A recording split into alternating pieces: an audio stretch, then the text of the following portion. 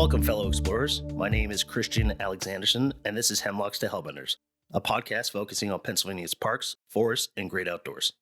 Today, we're going to be talking about Pine Grove Furnace State Park. I love this park. I've been here numerous times to hike, run, and explore. I highly recommend attending the Fall Furnace Fest, which features pumpkin carving, artisans, historical reenactments, tells the famous hairy hand legend.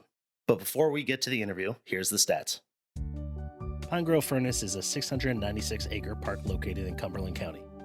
Available activities include hiking, picnicking, camping, swimming, wildlife watching, boating, biking, cross-country skiing, ice skating, snowmobiling, hunting, and fishing. A notable feature of the park is that it marks the halfway point of the Appalachian Trail. Pine Grove Furnace State Park gets its name from the iron furnace set up by George Stephenson, Robert Thornburg, and John Arthur in 1764. They named it the Pine Grove Iron Works. Nearby towns include Carlisle, Shippensburg, Chambersburg, Gettysburg, and Harrisburg. State parks that are close by include Kings Gap, Caledonia, and Mont Alto. You may enjoy the park if you enjoy lots of outdoor activities no matter the season. From the Iron Masters Mansion at Pine Grove Furnace State Park, I'm excited to welcome Andre Weltman to the podcast. Andre is the chairman of the Friends of Pine Grove Furnace State Park. Thanks for joining the program. Thanks for having me. Can you tell us a little bit about the Friends group? So the Friends of Pine Grove Furnace State Park was formed in the summer of 2010. I was one of the original board members, and I got to tell you, at that time, I didn't even know what a Friends group was. The park manager back then, Jason Zimmerman, called together a bunch of volunteers and people we had seen active in this park and said, "You want to do a Friends group?" And I'm like, "I guess, what's that?" And he got us organized through the Pennsylvania Parks and Forests Foundation, which is a nonprofit that is based in Camp Hill and currently has around 4 dozen Friends groups across Pennsylvania state parks and a few of the state forests. So we were formed in 2010. I became chairman of the group around 2014 or so. I don't even remember now. We helped the park by raising money for special projects. We organize volunteers. We generally keep an eye on the park's hiking trails, which is something that a lot of Friends groups do because there's never enough state park staff to do that. And you mentioned history here. Well, we help to interpret the 250-year history of Pine Grove Furnace. We restore and maintain historical locations, including simply by removing invasive plants. We help with the wayside kiosks. Those are those educational displays, kind of waist high, that you see in a lot of parks. We help with the displays in the park museum. So we are a big part of this state park, and I like to think we're a little value added to what the public experiences here. How would you describe the park to somebody who's never been here before? We're really diverse. It's not a large park. It's only a little less than 700 acres, but we have 2 swimming lakes. Not a lot of parks can say that. So one of which you can also go boating on. We have nature and history all in one place. Because of the iron making, we have both of those lakes. We also have an iron furnace, hence the name. So it's a lot of history, but not everyone wants to come to a park in order to do this sort of the more intellectual stuff. We have a campground for families with RVs. It's a little more rustic than some campgrounds. There's also an organized group tenting area. That's a great state park parlance for the group campground. The Appalachian Trail passes right through the middle of our park, and it's a big part of the experience here. So we have the Appalachian Trail Museum and an old grist mill that is currently closed. We're speaking during the wintertime, but it's a seasonal attraction. And in many ways, this park is a gateway or a jumping off point for the Michaud State Forest, which completely surrounds us. Is there something everyone should experience when they visit? I think people just need to get out into the park. Again, it's not a large park, only less than 700 acres, but we have easy hiking trails. We're not totally flat, but it's not really steep and not really remote. So it's kind of an entry point to the outdoors experience. We do have what we call the hiker-biker AT. So it's a portion of the Appalachian Trail that is completely flat and ADA accessible. that runs sort of through the spine of our narrow park. And you can go out on that, whether you're very mobile or in a wheelchair or whatever. We have the two lakes, and in particular, one of them, Laurel Lake, is a great place to see birds. We have bald eagles here, we have ospreys, we have herons. So if you're a birder, it's a wonderful place. The other thing that a lot of people do when they visit is go up Pole Steeple, which is a more challenging hike. It's only 1 mile, but it's pretty vertical. I have to always remind people that Pole Steeple is not actually part of our state park. It's in the state forest, but the parking lot that most people use is in the park. So it's kind of a shared resource. I know this may be a difficult question to answer, but what do you love most about the park? People visiting. I mean, it's a lot of fun to share history with visitors, and that's a lot of what I do for the park and as head of the Friends group. I love talking to people, and when I wander through the park or I'm on a hiking trail, whatever I'm doing, I'll stop and say hello to people all the time. And you always get interesting stories. And I always ask people, is this your first time here? And for a lot of folks, it is. One of the fun things about this park is because of the Appalachian Trail, we have international visitors more than perhaps many other state parks, because folks come from around the world to hike the AT. And therefore, they're going to be passing right through Pine Grove Furnace, which is near the exact midpoint of the more than 2,000-mile trail. The park has a long industrial history, especially iron making, starting around the time of the American Revolution. Can you tell us more about that? European involvement in this area was originally for the trees. We're in the mountains, therefore there's not much farming to do up here, so we have these forests. And pretty soon after they started sawmills in the area and using the water power off the mountain slopes, they realized they had iron ore. And when you combine water power and lots of trees to make charcoal fuel for the furnace and the iron itself all in one place, and we also have a little limestone in the area, don't even have to go far for that. You've got all the ingredients to make iron. So starting sometime in the 1770s, they built a furnace here and it kept operating until 1895. So we're talking around the time of the American Revolution until exactly 30 years after the Civil War. There was other industry here towards the end of the iron-making era as they saw the competition with steelmaking, Pittsburgh and Great Lakes and all of that. They realized they needed to do other things with the natural resources. So they made bricks here from 1892 to about 1907. The forge that was here to make pig iron into wrought iron, that's now Laurel Lake. Well, that lake, starting in the 1870s, became a source of natural ice. So there was a substantial ice industry here all the way up until the 1920s. And there's even the history of early recreation here. The Girl Scouts had a major camp that is in between the two lakes, and it has its own fascinating history. And that camp operated from 1921 or 22 till about 1967. And there's a lot of things you can see from the camp when you're on our hiking trails. We, of course, also have the Appalachian Trail, which goes back to the 1930s. So there's all this history from the Revolution all the way into the early park era of the first half of the 20th century. Well, just in case they don't run into you, where can they learn more about this in the park? One of the fun things about our park is we effectively have 3 small museums, all within a few hundred yards of each other.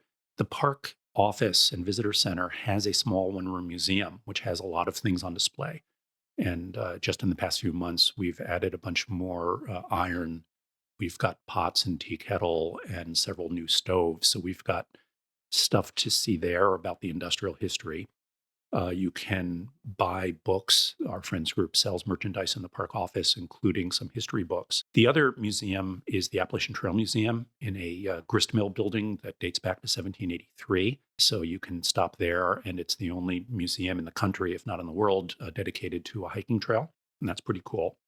And then today we're sitting in the Iron Master's Mansion, which was completed in 1829. It's actually the third building to serve as an Iron Master's residence or an office or mansion here at Pine Grove Furnace. And during the summer months, this building itself is effectively a museum. The other thing you can do is participate in some of my history talks. I dress up in a mid-19th century costume, and mostly between Memorial Day and Labor Day, I do a lot of public programming, everything from amphitheater presentations to walking tours. I even have a program I developed that is kayak through history. You have to sign up in advance for that, but we'll supply kayaks from the State Park, and we go out on Laurel Lake and spend a couple hours paddling around talking history while we float. So there's all sorts of things you can do here. Let's say a visitor only has a couple hours to spend in the park. What do you recommend they do? Well, definitely see the furnace. It's funny that people can visit a park that has the word furnace in its name and not actually see that 30-foot tall structure. So stop by the furnace, and there's interpretive displays around it that are there, whether or not the park office is closed. You can certainly read that stuff. Visit the AT Museum, the Appalachian Trail Museum, if it's open during the warmer months. Visit the park office. I would say walk the biker-hiker trail from the furnace to Fuller Lake and beyond. Go down to Laurel Lake at the other end of our park. It's about 2 miles from the furnace and Fuller area, and enjoy the scenery, look at birds and turtles and so forth. Let's say they decide to camp overnight, or they're staying at an Airbnb somewhere in the area. What do you recommend they do if they have a full day to spend in the park? Well, if you're mobile and adventurous, go up Pole Steeple. I mean, that is one of the most popular hikes in this region. It's really a beautiful view, especially in the fall when you look at the fall colors. There are other hikes in the area. Sunset Rocks, also in the state forest, is often accessed from Pine Grove Furnace, and you can go up the Appalachian Trail. There's a historic location called Camp Show that maybe we can talk about. That's just a couple miles literally from our state park. And I would say in general, just get out there and enjoy nature. Even if you just sit in your car, people sometimes go down to the Laurel Lake boat ramp and just park there and look out across the lake. So you don't even have to be a big hiker or mobile to enjoy this park. We've said it so far, but the park marks the center point for the Appalachian Trail. Other than the park serving as a significant milestone for hikers, what other AT-related activities can you participate in at the park? Well, again, the Appalachian Trail Museum, I keep mentioning that because it is such a treasure. A fun thing to do through the warmer months is to go to our park's general store, which is close to the furnace and the park office. And that's the place that Appalachian Trail hikers traditionally do the half-gallon challenge. So the idea is they're halfway up the Appalachian Trail, whether they're going south to north or north to south, nobos and sobos, and they're supposed to stop and eat a half-gallon of ice cream in one sitting. So that can be a lot of fun to just sit there and talk to the hikers, ask where they're from, watch them do their half-gallon challenge. Oftentimes, they're really, really starved for calories. They've been out in exercising, so they'll order a cheeseburger, an order of fries, and do the half-gallon challenge all at once. And that is quite something to see. Now, do people come here and actually do the half-gallon challenge that are in no way actually hiking the trail? I suppose they might, but I would not recommend it. And the other thing you can do in terms of the Appalachian Trail is literally walk on the AT. I've mentioned the hiker-biker AT Trail. It's flat, ADA accessible, and it is the Appalachian Trail. It's one of the few places on the entire trail where you can legally ride a bicycle, and one of the few places where you can, run a wheelchair down it. So I love telling people on my walking tours when we're doing the furnace area and so forth, I can say to them, hey, we just took a 90-second walk on the Appalachian Trail. You can boast that you took a hike on the AT today. And of course, that's all white blazes. So people should look for that as they go through the park. They often don't recognize that they're on this national scenic trail while they're also just strolling through the woods. When's the best time of the year or maybe a season to visit the park? Any time is good here. The busy times for public programming and the campgrounds and so forth is more or less Memorial Day to Labor Day, but also the fall is a big thing here. I've already mentioned fall foliage and so forth. And during the third weekend of October every year, my group and the park put on the Fall Furnace Fest, which is a really wonderful 2-day event. We have over 8,000 people visit our little park. And we have history activities. I lead a living history group that makes charcoal using the traditional methods. And that's a lot of fun to watch. At least I hope it is. We get a lot of smoke and dirt on us. And we have other history activities. And it's also a traditional festival with, the usual festival food and dozens of vendors. And for some people, they come to the festival and then they also get to see that there's this whole state park here, and maybe they'll come back some other time. So I'd say any time of year, but the fall is probably a lot of fun for folks who haven't been here before. The fall festival is very quickly becoming one of my favorite things to do every year. Not only is there the food, but there's artisans, there's the living history, there's the hairy hand tradition, which I have absolutely fallen in love with. Yes, and I didn't mention that. Thanks for bringing it up. So there's this fake ghost story, and don't tell the children, but it's not a real hand. What we do is on the Saturday of the festival, people, kids and adults too, carve pumpkins, and we sell them and give a spot to do the carving. And then there's a little pumpkin parade, just a half mile, not even, where people bring their pumpkins over to the Fuller Lake Beach. And the park has a set of floating risers, kind of tiered platforms. And all the pumpkins get loaded on there with lights in them.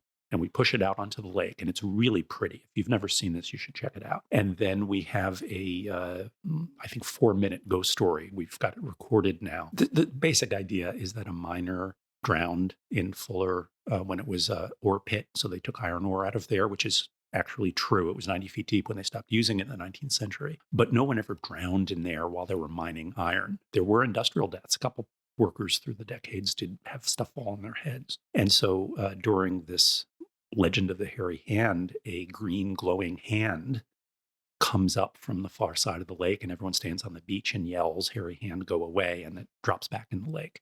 It's silly, but it's a lot of fun. When I first attended the festival a couple of years ago, and I actually had no idea what was happening. All of a sudden, children started marching down with their pumpkins, and then this recording started, and they were talking about the hairy hand, and my eyes lit up. I'm almost 40 years old, and I was so excited. I was like, this is such perfect small town America. All the kids were excited. All the parents were excited. I just absolutely love it. Great. Well, I hope folks will come see it. What other sort of events are hosted at the park? Well, like many other state parks, we hold volunteer work days for Earth Day in April and National Public Lands Day in September. We also have something called Woodsy Owl that we do in the fall here. So these are opportunities for people to come out for just half a day and help pull barberry and other invasive plants and do other tasks around the park and get their hands dirty and kind of pay back for the public use of these parks. I think people really get inspired by that. We plant trees, and our friends group will buy trees, and then park staff will help direct getting them in the ground. So we do those sorts of things, and then typically our friends group is able to grill up some hamburgers and hot dogs and so forth, and we have a shared lunch in the middle of the day. So the volunteer activities like Earth Day, the public programming, I've mentioned the history, but of course we have a park educator who usually in this park focuses more on the nature activities. I do the history, and then the park's own educator does everything else. We have a Iron Run, we call it, and Charcoal Challenge, which is fundraiser for my friends group that we do in the second Saturday of June. So that's a half marathon and a 5K on a Saturday morning. There are other races that are held here, usually as fundraisers. It's a great jumping off point for the Michaux State Forest. So a half marathon or even longer can start here, go into the forest, and then loop back. So those are the sorts of things that we have in terms of formal organized events. In the 1930s, the Civilian Conservation Corps had a camp just up the road from Pine Grove Furnace. What is Camp Michaux? The iron company owned 5 farms. When they were making iron here, they were trying to save money and basically feed their workers off of their own land. And the original farm was this location we today call Camp Michaux. So it was a 250-acre farm from the 1780s and through the 1920s. They were farming up there, even after the Commonwealth of Pennsylvania bought the land. And then during the Great Depression, there's this federal program called the Civilian Conservation Corps, CCC, which sometimes called Roosevelt's Tree Army.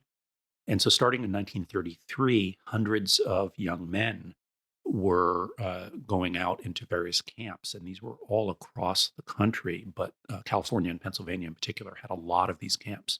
So the first CCC camp on state land in Pennsylvania was right up the road from Pine Grove Furnace. That CCC group would be out in the forest replanting trees that had been cut down for the charcoal industry, for the furnaces up and down the mountain chain, and building roads and doing all sorts of things. With the outbreak of World War II, the CCC program ended.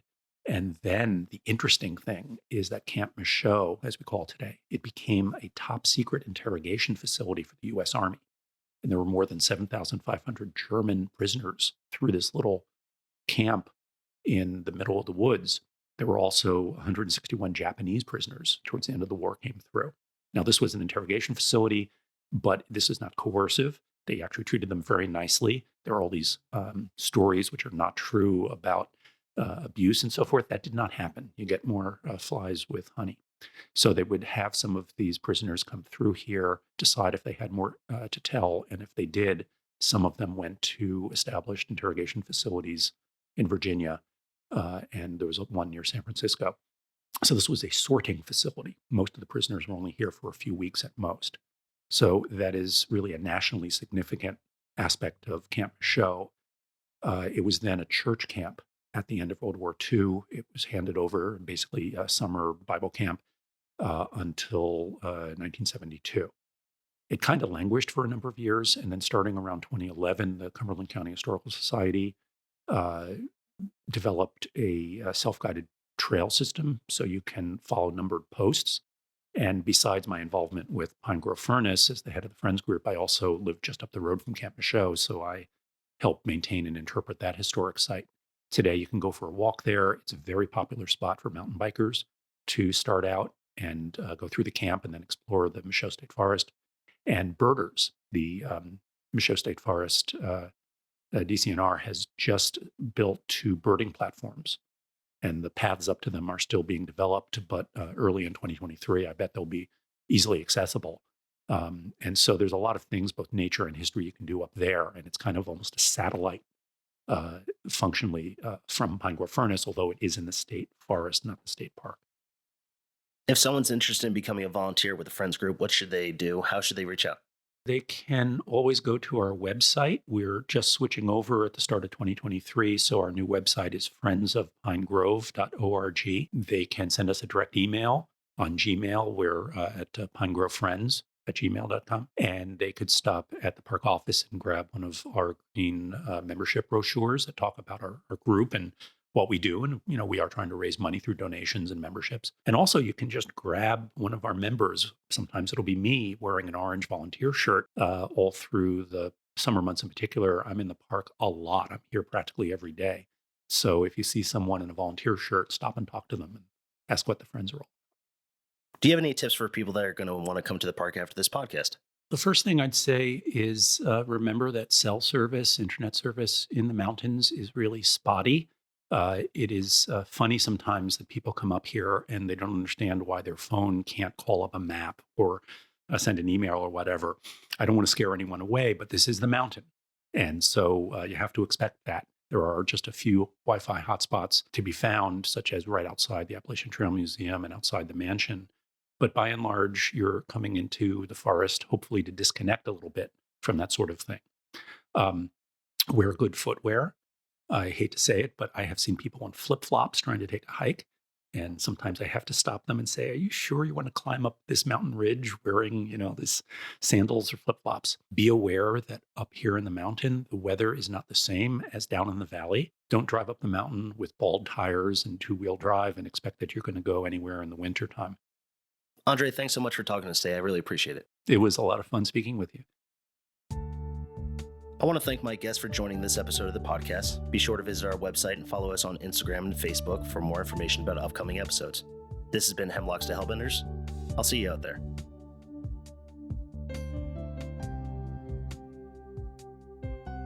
Hosting, production, and editing by Christian Alexandersen. Music by John Sauer. Graphics by Uncle Traveling Matt's Random Expedition.